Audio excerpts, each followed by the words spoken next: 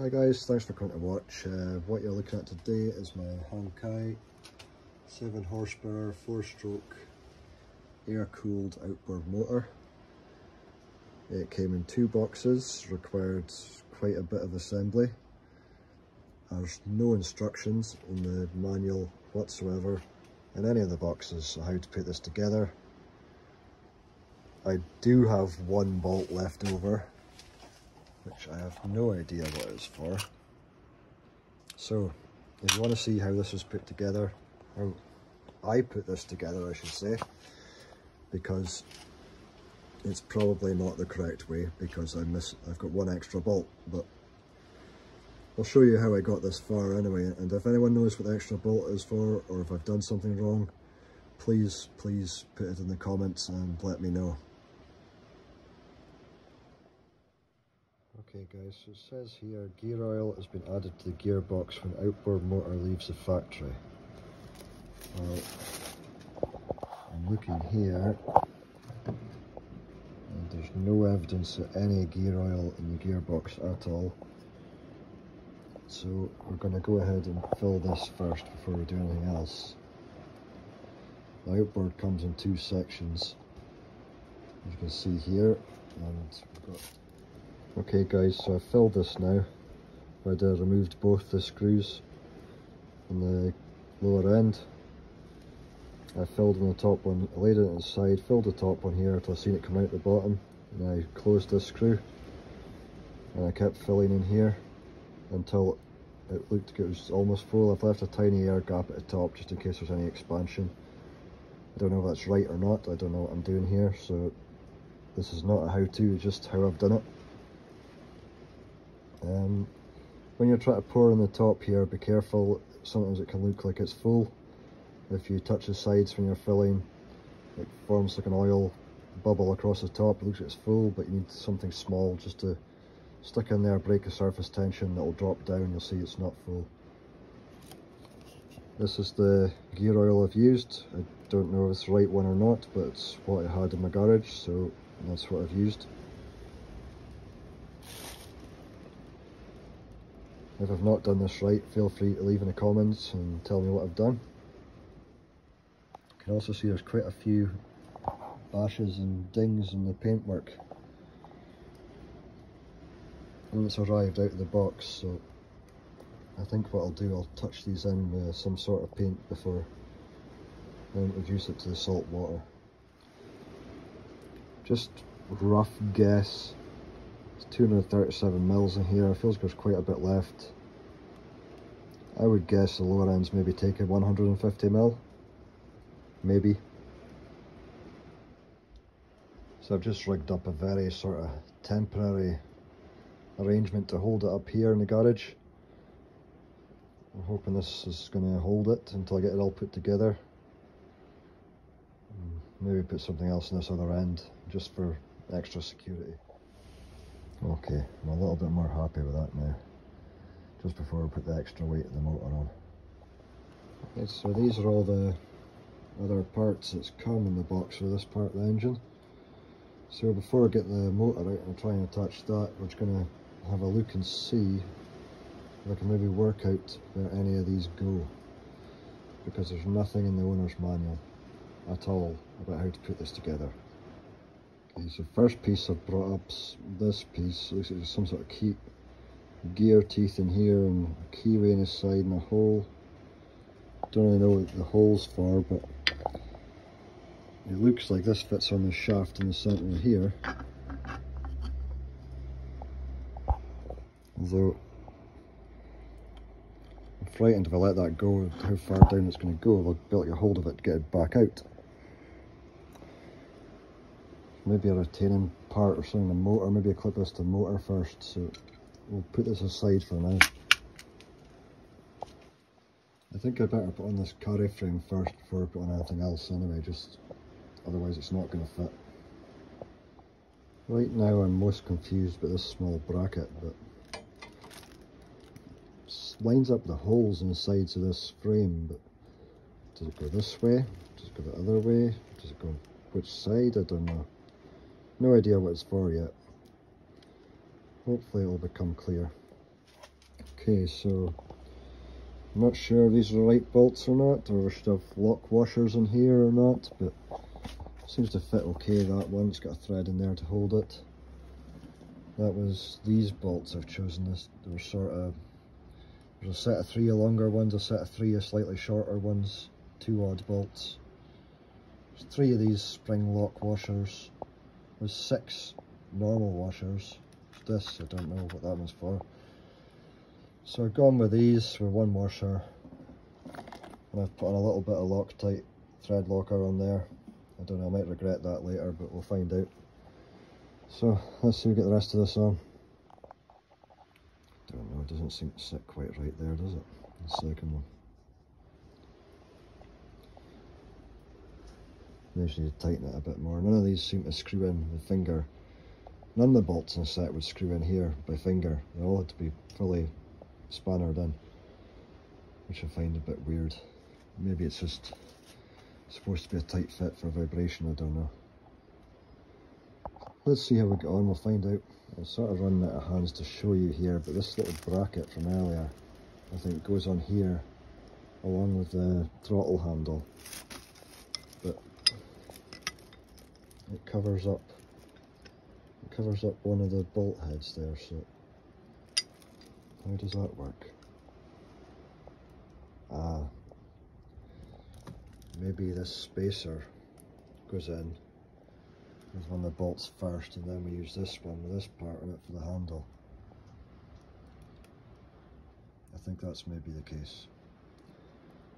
Okay, let me try this and come back to you. Okay, so first bolt is in there, but I'm wondering now, I don't think I should have put that washer in there, because it doesn't come through the hole here.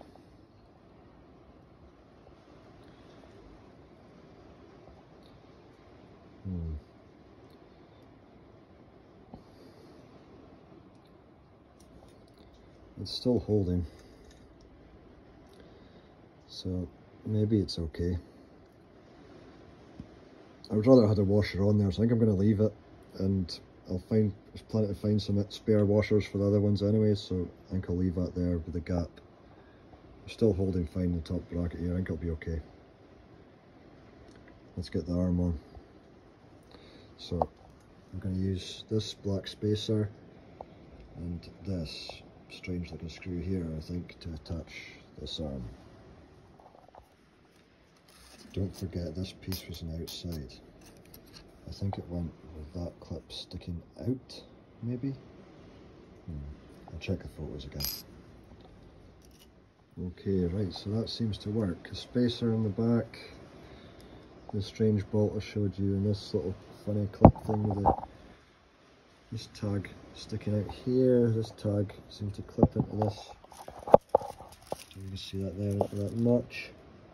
I'm guessing that's to stop the bolt coming loose as you're moving the handle all the time.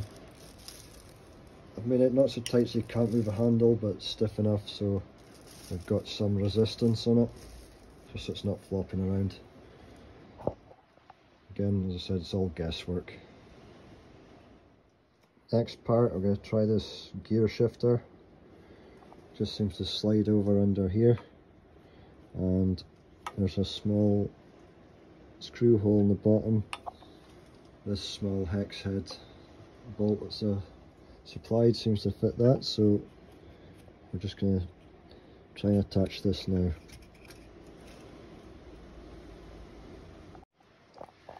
Okay, so that's on. There's just a smallest sort of hex head bolt there. It was a 4mm Allen key. Goes in there to lock that in place. No washers this time, just a little bit of Loctite. Okay, so this is what we're left with here still. I've no idea what the rest of these parts are for, so we're going to go and get the engine and see how that fits on here, and hopefully it'll become evident. Okay, so here we have the engine. It's come in a different box. I was hoping there was some instructions in this box, but only this, which seems to be some sort of a spanner for a wrench for loosening and tightening something. We'll maybe find out yet. Okay, so I've got the motor up on the bench, turned over. Seems like this goes in here with this keyway. Still don't know the purpose of this hole. There's no thread in it or nothing for anything to lock into, so I really don't know. I'm just worried about this hole, what that's for. Should something be in there to lock that? But when it's in place, I think that's going to be under there anyway, and there's no way to tighten that. So I think we're just going to have to drop this in as it is.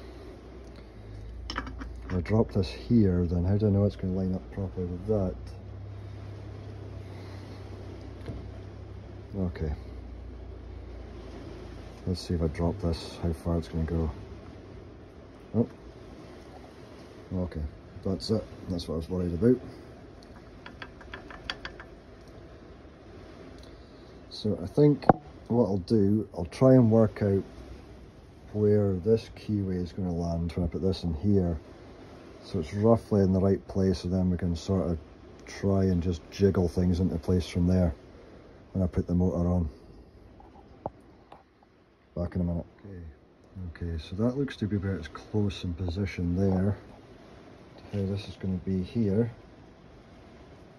Slightly off, but if I put that one more key round, it's going to be directly up and down, which is way off. So close we're going to get it. Let's try.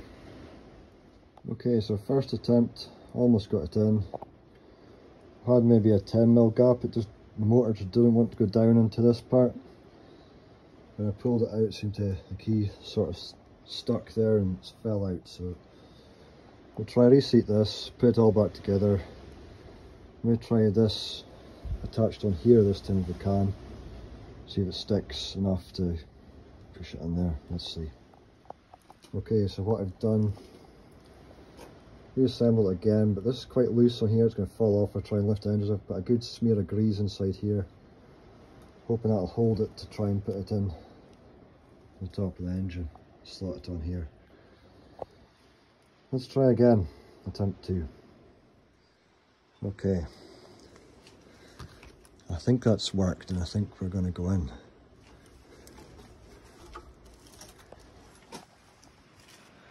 Exhaust at the back there seems very close to that back bar, but there is. I guess it's not going to move once it's hooked up here, hopefully.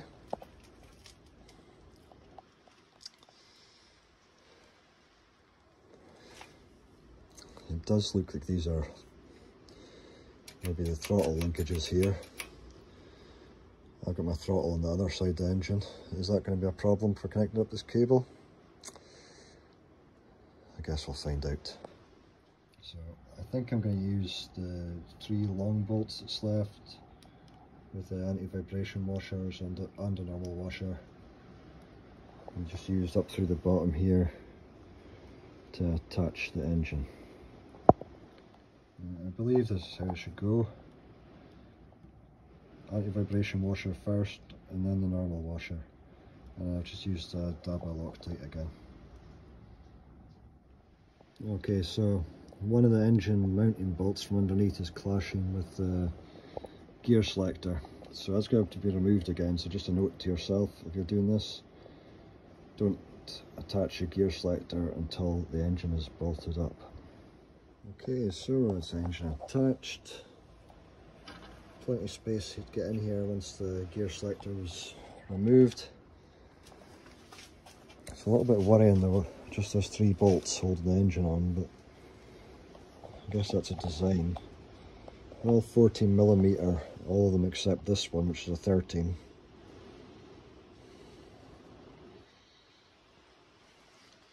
Let's see if we can work out what's next. Still got these 2 left. Okay, so our throttle cable seems to have plenty of slack in it to come round here. I think it's going to be just fine. We'll get that connected up and then we'll just double check that it's not catching anything or touching anything it shouldn't be. Okay, next issue, throttle cable. Does this clamp onto this hex part? Or should this pull back to here? So it's clamping inside there to stop that going forward. I think that's possibly a way I'm going to do it, but I don't know if that's right. Got any thoughts? Let me know in the comments, guys, because I don't have a clue. Okay, so I've connected in the throttle cable. The other wire from the kill switch is round and one side plugs in here. The other side plugs in the other hex bolt that was left in the kit. So there's still one bolt left. I don't know what that's for yet. Also, we seem to have a bit of a problem with the engine. Go low throttle, yeah, that seems okay. High throttle. Low, high, low, high, low.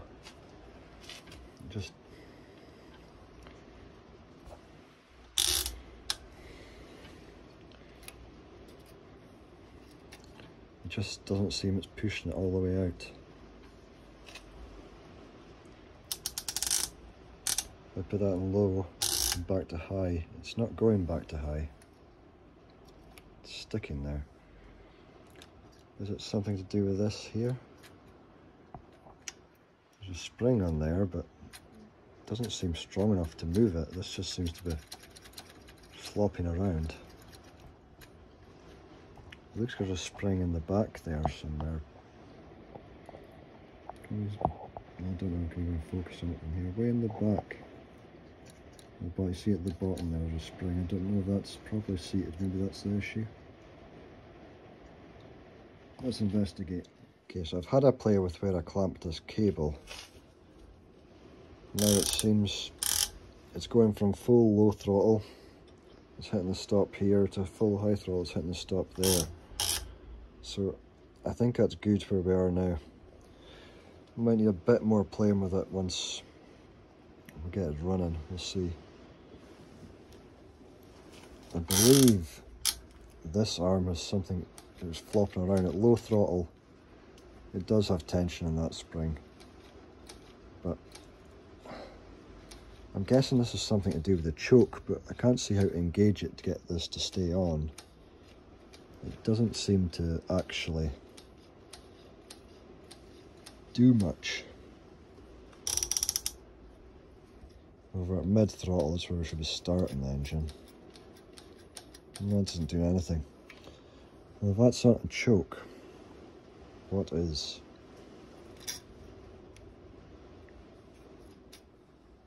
Okay, so the manual says choke valve handle H on here, so the opposite side of the front panel from the kill switch. Let's have a look.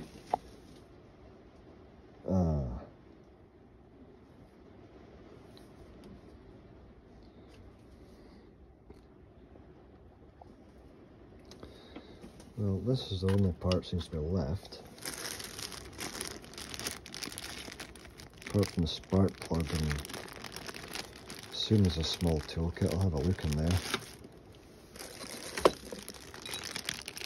I'm guessing this is maybe for changing the spark plug. And that was all that was in the kit. Just remembering to tighten up this bolt here for the earth for the kill switch. It was a bit of an oddball, it was a 3/16 Allen key. I'm starting to think they've just given us this other bolt to mess with us, because I really can't even see another hole where this bolt would go anywhere. Any ideas? Okay, so in the absence of knowing after searching and searching what this bolt's for, I'm going to give up for now and hope it's just put there to mess with me. As stated here, no oil in the unit, so we're going to fill it. I'm going to use this 10B30 4-stroke marine engine oil, again just because it's what I had here. No idea how much this unit takes, so let's go have a look and find out. Okay, so I've filled the oil. The other thing I've done here, I've temporarily fitted this fuel shut-off. I want to get some more of these clips, hose clips, to fasten this as well as the fittings on here. So I've not fully fitted this, but I just wanted to be able to shut off the fuel when it's not in operation, and also it allows you to shut off the fuel when you're done to empty the carb, so you don't have any old fuel sitting in the carb gunking up while it's in storage, you're not using it. Okay, so just as a test, I pushed on one of the sides of this and I can't pull it back off, so I'm fairly confident we're not going to need any additional clips in that. I can always get some later so if I need to, but I've just pushed it on for now.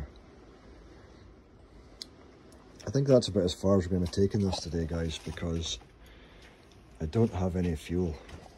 I'll maybe just try and touch up the paintwork and the bits I said was needing painted, and that'll be it. I've noticed these grease nipples